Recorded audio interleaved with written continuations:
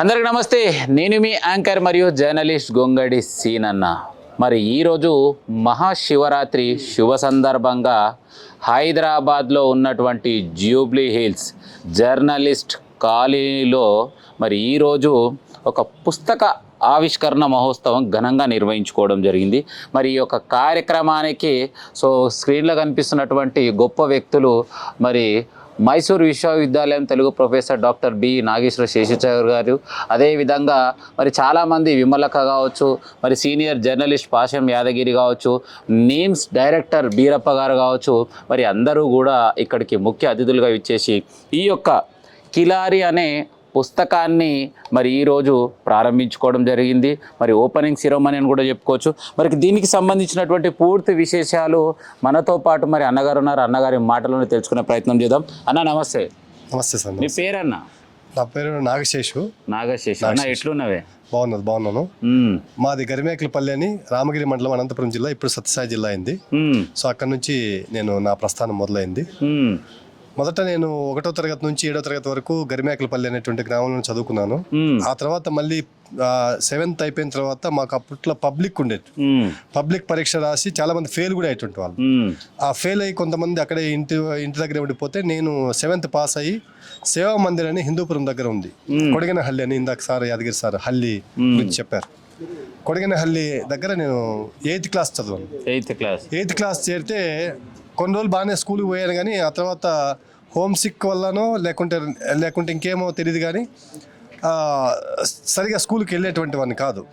స్కూల్కి రాకపోతే, ఈరోజు రాకపోతే రేపు పోతే మళ్ళీ స్కూల్లో దెబ్బలు కొట్టు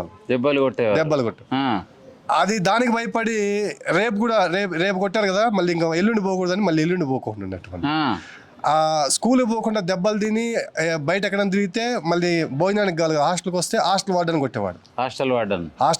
కొట్టేవాడు. స్కూల్ టీచర్ కొట్టేవాడు. ఇంటికి పోతే స్కూల్లో చదవలేదని చెప్పేసి అమ్మ నాన్న అన్నలు అందరూ కొట్టేవాళ్ళు. ఎక్కడికి వెళ్ళినా మరి ఇంటికి పోయినప్పుడు అమ్మ నాయన కొట్టకపోతే మళ్ళీ ఆయన కొట్టిరు కాబట్టి గీడ దాకా వచ్చిన వాళ్ళ తన్నులు అంత గట్టిగా ఉన్నాయి కాబట్టి ఈ రోజు ఇలాంటి పుస్తకాలు రాయడానికి అవకాశం వచ్చిందంటావు.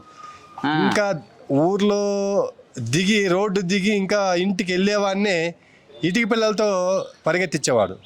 ఇంట్లోకి ఎంటర్ లేదు, ఇంకా రోడ్డు దిగకనే కనిపించిన నా కొడుకని పట్టుకొని ఇటుక పిల్లలతో దాడి చేసేవాళ్ళు అందరూ. ఎవరు? అమ్మ నాన్న అందరూ. ఎందుకంటే స్కూల్కి చెప్తే మీ వాడు ఆడ కనిపించినాడు ఈడు కనిపించినాడు అని అందరు చెప్పేవాళ్ళు. అంటే వీడు స్కూల్లో లేదంటే వీడు స్కూల్లో తప్ప అన్ని చోట్ల కనిపిస్తున్నాడు అని చెప్పేసి నాకు చెడ్డ పేరు తెస్తున్నాడు అని చెప్పేసి తరిమి కొట్టేవాళ్ళు.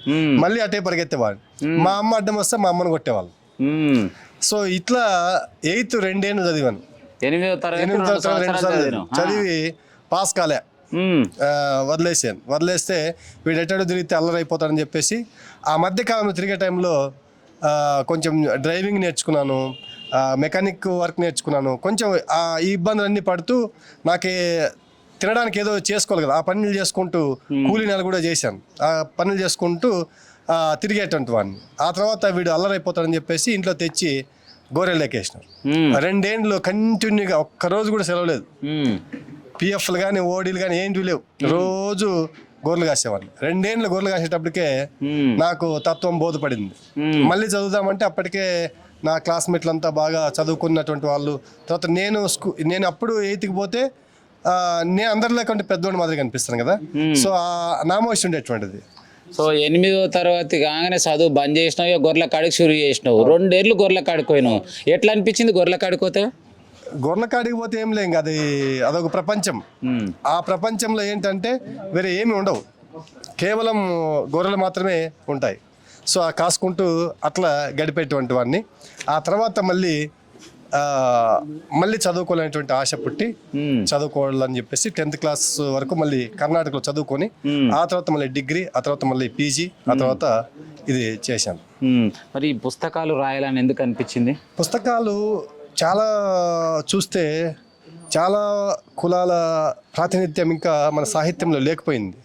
అందువల్ల ఏం చేశానంటే మన విషయాలన్నీ కూడా అనేక విషయాలు ఏమైతే ఉన్నాయో వాటికి సంబంధించినటువంటివి రాయాలనే ఉద్దేశంతో నేను రాశాను. ఏకుదారం కిలారి 2 పుస్తకాల ఆవిష్కరణ.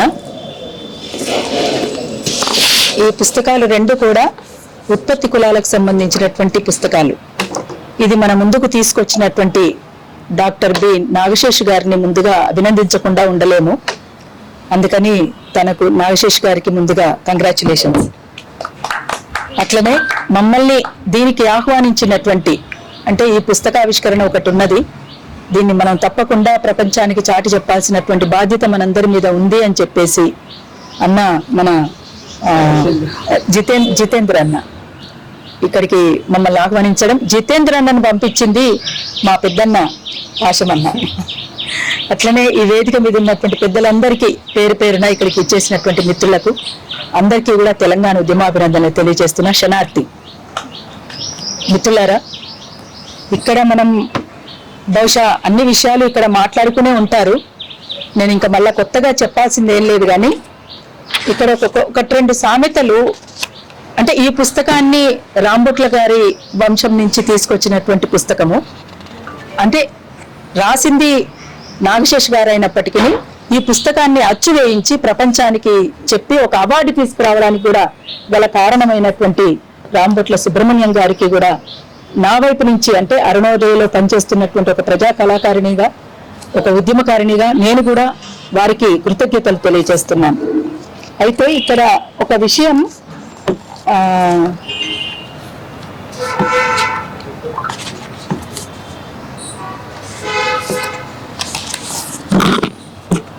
అంటే కాసిపుల్లతో కదిలిచ్చేది కాడుమానుతో పెట్టించుకునేదేలా, చెబితే వినకున్యోన్ని సెడితే చూడాలంటారు.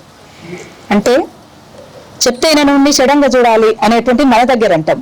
అంటే అక్కడ కొంచెం, అంటే ఆ స్లాంగ్ ఉన్నటువంటి తేడాని కొన్నిటిని ఇక్కడ, అంటే తను నాగశేష్ గారు రాసినటువంటి విషయాల్ని తను ప్రస్తావిస్తూ ఎట్లా మన ముందుకు తీసుకొచ్చారు, దేనికోసం తీసుకొచ్చారు అనేటువంటి విషయాన్ని చాలా స్పష్టంగా వారి మాటల్లో ఉన్నటువంటిది.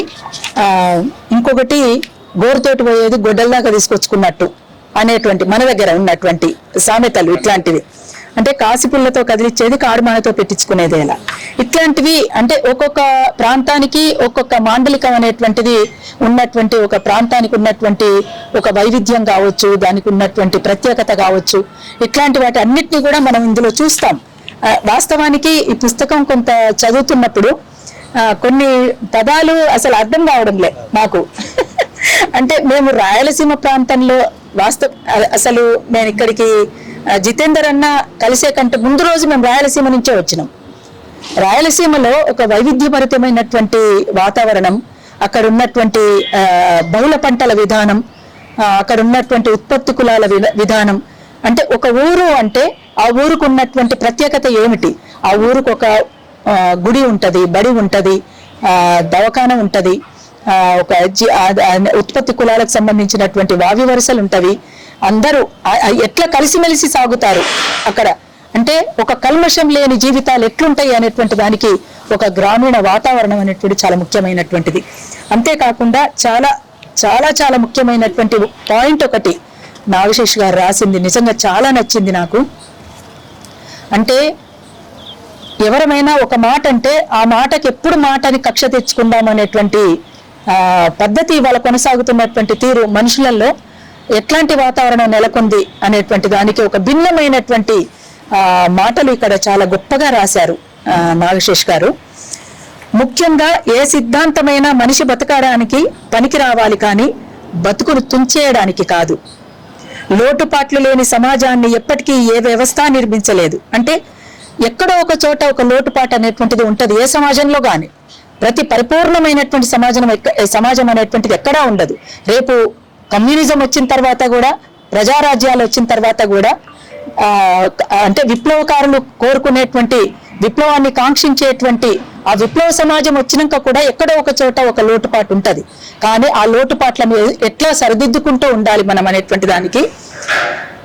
అట్లనే అయితే అవి ఏ పాటివో గమనించి మనిషి తిరోగమనాన్ని కోరుకునేవైతే ఖచ్చితంగా తిరగబడాల్సిందే, అందులో సందేహమే లేదు. తాళలేని నిర్బంధాలు సృష్టించే ఏ సమాజాన్నైనా సమూహాన్నైనా ప్రాణాలొడ్డైనా పోరాడి మనం పొందాల్సినవి దక్కించుకోవాల్సిందే. ప్రత్యక్షంగా మనకు కీడు చేసిన ఆ వ్యక్తి మీద వ్యవస్థల మీద మాత్రమే తిరగబడాలి పూర్తిగా. ఇవాళ చాలా మంది అంటుంటారు, ఏం సమాజమయ్యా, ఏం వ్యవస్థ ఇది అంటుంటారు. కానీ ఆ వ్యవస్థలో మనుషుల తిరోగమనం ఎట్లుంది, మనిషి యొక్క పద్ధతి ఎట్లున్నది, వాళ్ళ వ్యవహార శైలి ఎట్లా ఉన్నది అనేటువంటి దానిపైన కూడా చూడాలి అనేటువంటిది. అన్నింటికి మించి సామరస్య జీవనం చాలా గొప్పది. అంటే ఒక మనిషిని మనిషి గౌరవించుకునేటువంటి పద్ధతి అనేటువంటిది ఏదైతే ఉందో, ఆ మనిషిని గౌరవించలేనటువంటి పరిస్థితిలో అసలు నువ్వు ఎంత చేసినా వృధా ప్రయాస. అందుకోసమే అది చేతనైనంత మేర అన్ని వర్గాల వారు కాపాడాలి. ఇది మనం చాలా గొప్పగా తీసుకోవాల్సినటువంటి, అసలు ఈ పుస్తకంలో మొత్తంగా ఇక్కడ ఎంత చూసుకున్నా ఆ ఒక్క పారా మనం ఒక్కసారి మనం చదువుకుంటే చాలా స్పష్టంగా నాగశేషు గారు ఏమిటి అనేటువంటిది మనకు చాలా స్పష్టంగా అర్థమవుతుంది. అందుకనే ఎవరైనా అంటే అందులోనూ ముఖ్యంగా ఇట్లాంటి సామాజిక నేపథ్యం కలిగినటువంటి ఒక వ్యక్తి ఎంత మదన పడితే, తనను తను ఎంత మలుచుకుంటే తప్ప ఈ పుస్తకాల్ని, ఈ 2 పుస్తకాల్ని తీసుకురాలేరు. అట్లనే నాకు కూడా ఒక నేపథ్యం ఉంది. బహుశా నన్ను పిలవడానికి గల కారణం కూడా అదే కావచ్చేమో. ఎందుకంటే మా అన్న ఎప్పుడు చెప్తూనే ఉంటారు, నాది కూడా అక్కడి నుంచి వచ్చినటువంటి నేపథ్యమే. కాకపోతే మా ఇంట్లో గొర్రెలు మేకలు లేవు, కానీ మా అమ్మమ్మ వాళ్ళ ఇంట్లో కావలసినన్ని గొర్రెలు మేకలు, ఒక మంద ఎప్పుడు కూడా ఉండేది. అట్లనే మా చిన్నక్క వాళ్ళ అత్తగారు ఊర్లో గొర్రె అంటే గొర్రెబూరు వడకడం అంటారు కదా, ఇట్లా చిన్న బాణం లాగా ఉంటది, దాన్ని ఇట్లా ఇట్లా అంటూ ఏకుతారనమాట. దాన్ని ఏకడం అంటారు, గొర్రెబూరుని ఏకడం అంటారు. ఉన్ని ఏకడము, బూరుని ఏకున అదే అందే ఏకుదారం, అదే దానికి సంబంధించింది. చాలా విషయాలు మనం ఇందులో తెలుసుకోవాల్సినటువంటివి, ప్రపంచానికి చాటి చెప్పాల్సినటువంటివి. మన దగ్గర నుంచి నాగశేషు గారు ఏదైతే మనం ముందుకు తీసుకొచ్చినటువంటి ఈ విషయాల్ని, ఈ పుస్తకాల్ని మనం ముందుకు తీసుకోవాల్సినటువంటి అవసరం ఖచ్చితంగా మన మీద ఒక బాధ్యతగా ఉండాల్సినటువంటి అవసరం ఉంటుందని నేను భావిస్తున్నాను.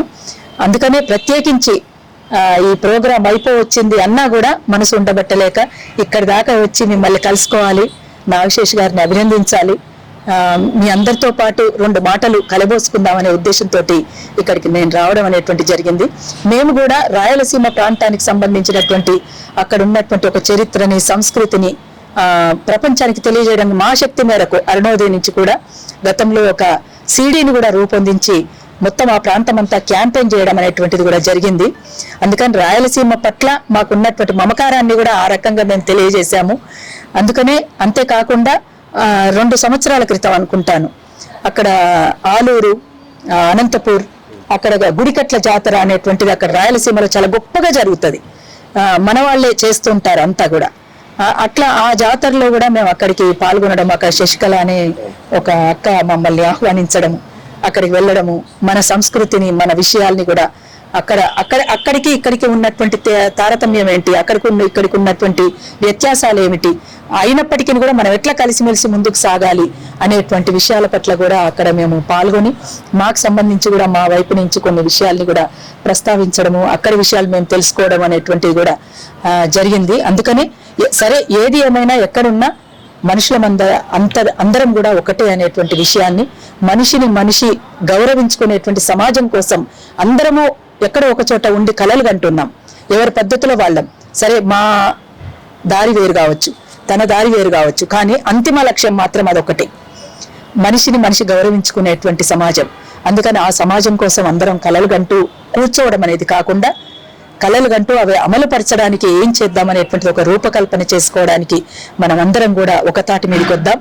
ఎప్పటికైనా మనందరి దారి ఒకటే అనేటువంటిది నేను తెలియచేస్తూ, అరుణోదయ సాంస్కృతిక సమాఖ్య నుంచి నాగశేషు గారిని, అట్లనే మమ్మల్ని ఆహ్వానించిన జితేంద్ర అన్నని, పాశమన్నని, పెద్దలందరినీ కూడా మరొకసారి వారందరికీ ఉద్యమాభినందన తెలియజేస్తూ, జై తెలంగాణ.